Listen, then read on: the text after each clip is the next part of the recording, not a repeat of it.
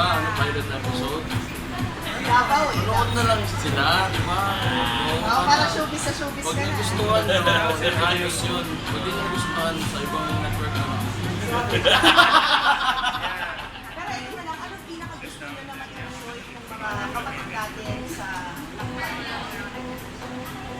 Ikaw, Dre, ano masasabi mo? Yung experience namin, share namin.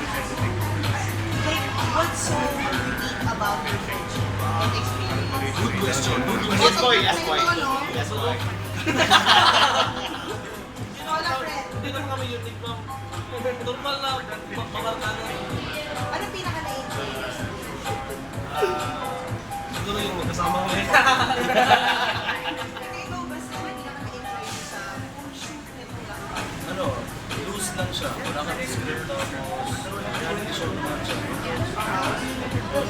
Ano, parang babakasyon ka lang pero may bayad ka. Ikaw, Bert, ano yung pinaka-memorable experience mo? Siyempre, you always shoot destination, vlogs, etc. But now you're on TV. Maraming masaya na part na for once, sa akin talaga yung, sumakit yung afternoon ko sa kakatawa. These guys, surprising, they're very, very funny. Iba. At finally, from being viral, nasa TV na rin. Ano yung mga gagawin mo? Kahit hindi. Yung mga Tatalig ka ba sa bangin? Uy! Ginawa ko yun. Maganda po nila. And invite ka na lang lahat. Kung sa lakbay. Gage?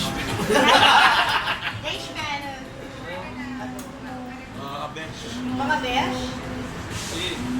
Basta manood na kayo. Pwede na yan. Manood na kayo. May 7.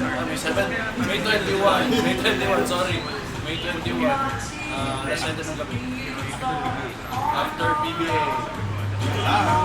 Boom, 3 points. At alis na kayo. Yes, ma! Message sa mga fans. I love you too, I love you too, I love you too.